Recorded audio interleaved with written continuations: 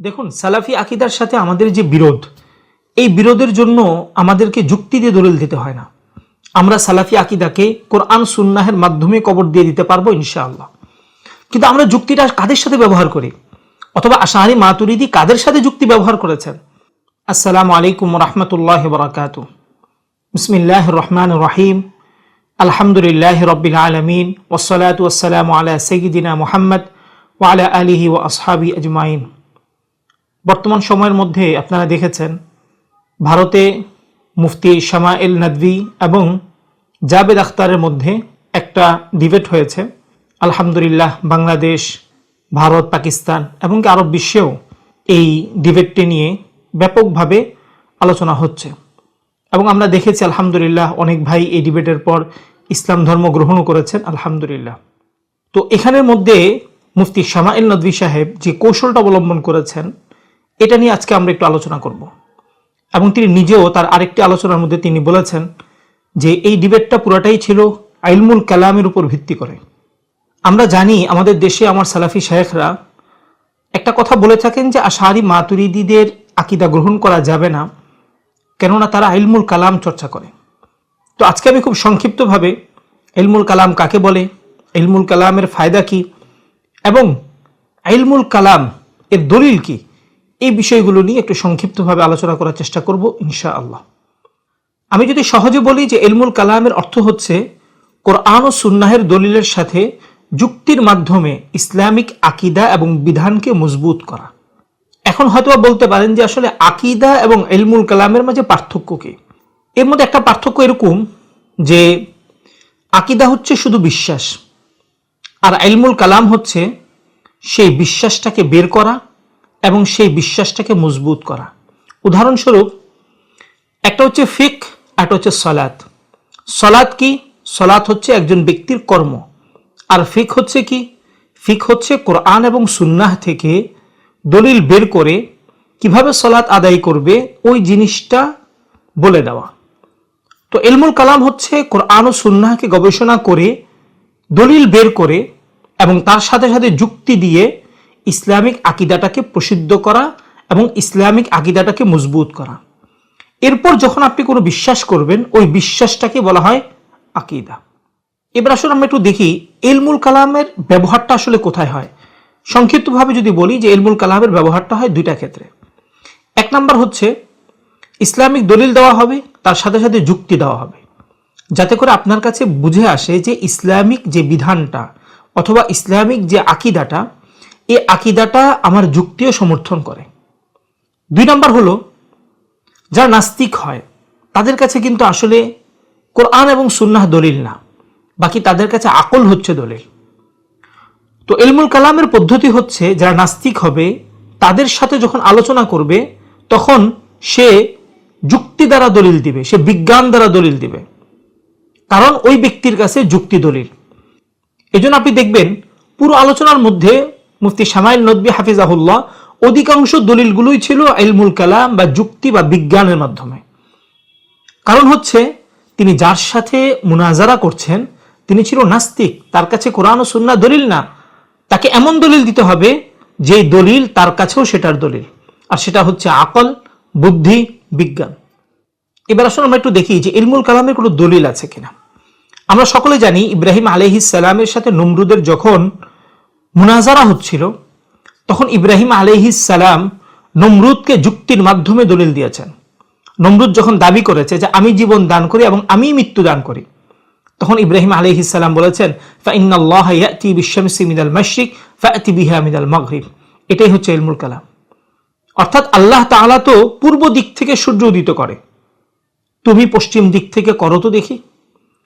এই দলিলটাই অথবা এই দাবিটাই যদি আবু বকর জাকারিয়ার কাছে করা হতো, তিনি তো যুক্তি আর পছন্দ করেন না, তিনি বলতেন তোমার এই কথা ঠিক না, তুমি কেন এই কথা বললে, এই কথা তো মোটেও ঠিক হয়নি, আল্লাহ জীবন দান করেন, আল্লাহ মৃত্যু দান করেন।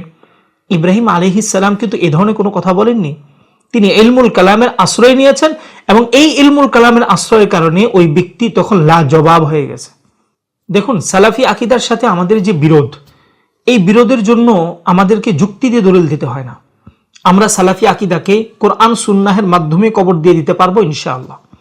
কিন্তু আমরা যুক্তিটা কাদের সাথে ব্যবহার করি, অথবা আশাআরি মাতুরিদি কাদের সাথে যুক্তি ব্যবহার করেছেন আপনি যদি দেখেন, তখন দেখবেন মুতাজিলাদের গালাবা ছিল, তাদের প্রভাব ছিল।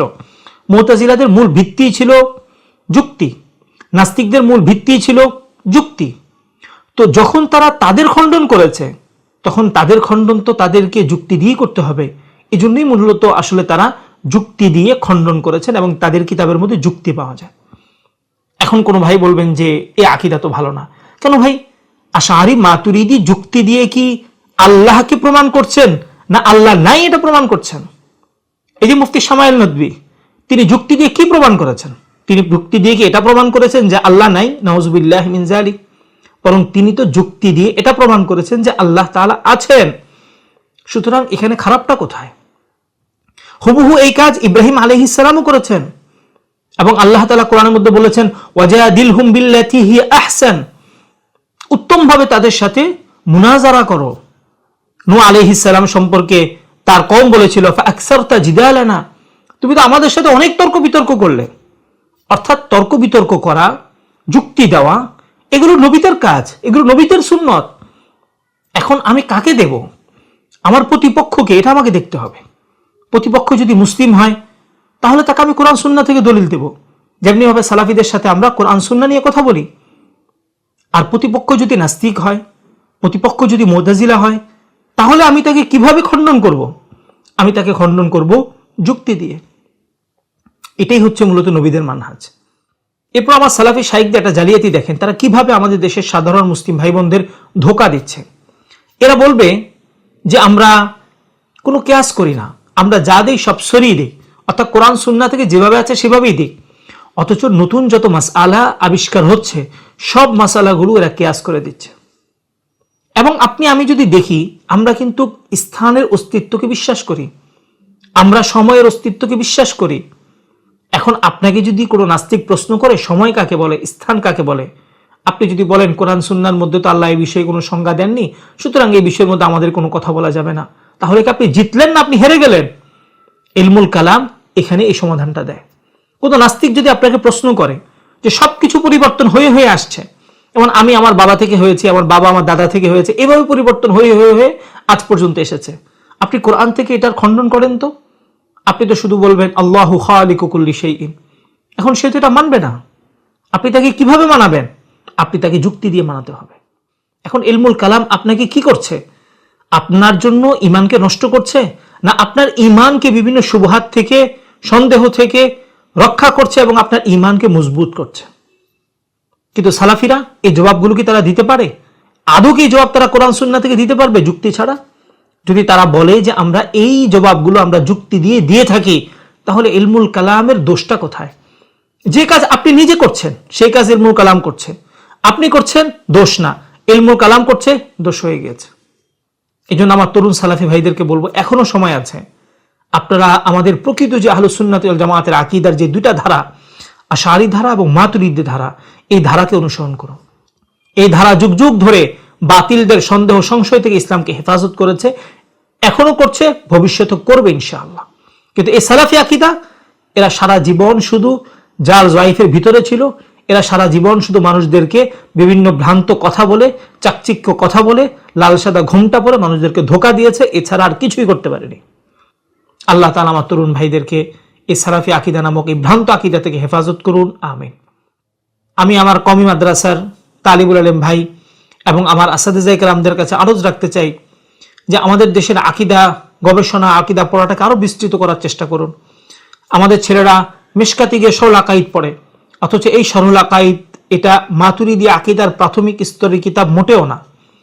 ফলে দেখা যায় একজন তালিবুল ইলম সে এই কিতাবের ভাষা এবং জটিলতা হল করতে করতে তার বছর শেষ হয়ে যায়, এখান থেকে সে আকীদার কিছুই নিতে পারে না, বরং তার সম্পর্কে, আকীদা সম্পর্কে একটা ভুল ধারণা তার মধ্যে তৈরি হয়। সে মনে করে আকীদা খুব জটিল একটা শাস্ত্র।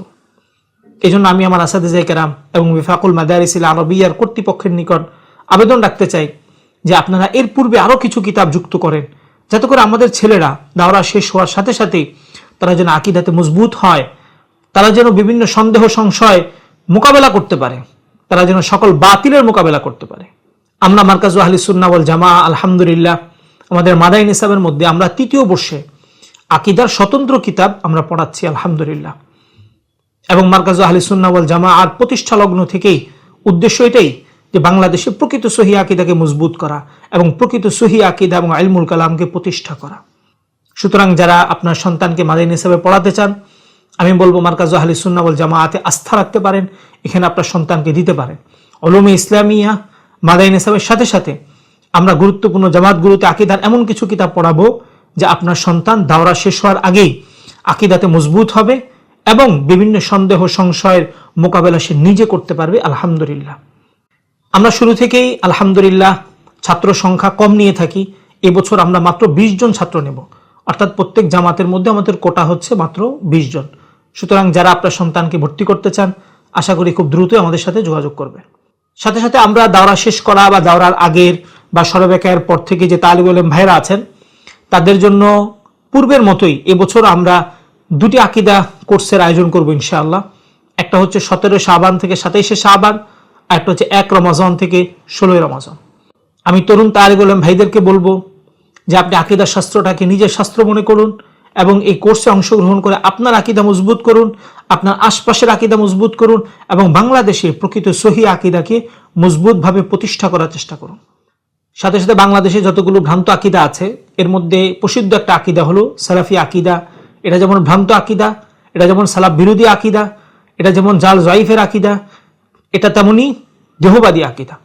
আল্লাহ তাআলা আকীদা সম্পর্কে আমাদের সকলকে সতর্ক থাকার এবং সতর্ক করার তৌফিক দান করুক। এবং আশা করছি আপনার আলোচনাটি শেয়ার করে দিবেন, যাতে করে আমার আপনার অন্যান্য মুসলিম ভাই বোনদের নিকট এই আলোচনা পৌঁছে যায়। আল্লাহ তাআলা আমাদের সকলকে তৌফিক দান করুন। আমিন। ওয়া আখিরু দাওয়ানা আনিল হামদুলিল্লাহি রাব্বিল আলামিন। আসসালামু আলাইকুম ওয়া রাহমাতুল্লাহি ওয়া বারাকাতুহু।